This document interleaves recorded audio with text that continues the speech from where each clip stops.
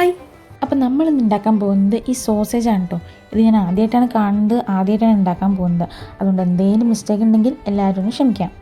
ഞാനിവിടെ ഒരു 4 വറുക്കാനും എടുത്തിട്ടുണ്ട്, ബാക്കി ഞാൻ കട്ട് ചെയ്തും വെച്ചിട്ടുണ്ട്. ബേസിക് മസാലകൾ തന്നെ: മുളക് പൊടി, മഞ്ഞൾപ്പൊടി, കുരുമുളക് പൊടി, കുറച്ച് വെളിച്ചെണ്ണ ചേർത്ത് ഒന്ന് റെസ്റ്റ് ചെയ്യാൻ വെക്കുക. അപ്പോൾ ആ സമയം കൊണ്ട് നമുക്ക് ഇത് കറിയാക്കാനുള്ള സാധനങ്ങളൊക്കെ ഒന്ന് അരിഞ്ഞു വയ്ക്കാം.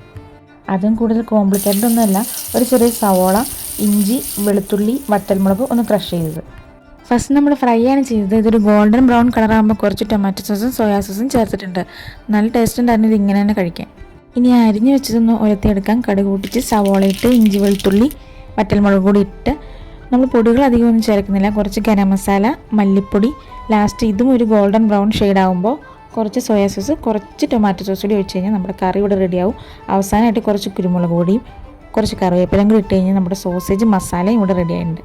ഇനി ശ്രദ്ധിക്കേണ്ട കാര്യം, ഉപ്പ് കുറച്ച് ചേർത്താൽ മതി കേട്ടോ. ചോറിൻ്റെ കൂടെയാണെങ്കിലും ചപ്പാത്തിയുടെ കൂടെയാണെങ്കിലും കഴിക്കാൻ നല്ല രുചി ഉണ്ടായിരുന്നു. ഞാനിവിടെ ചപ്പാത്തിയുടെ കൂടെയാണ് കഴിച്ചു നോക്കിയത്, നല്ല ടേസ്റ്റ് ഉണ്ടായിരുന്നു. അപ്പോൾ ഇതുവരെ ട്രൈ ചെയ്യാത്തവരാണെങ്കിൽ എന്തായാലും ഇതൊന്ന് ട്രൈ ചെയ്ത് നോക്കുക, നിങ്ങൾക്ക് ഉറപ്പായിട്ടും ഇഷ്ടപ്പെടും.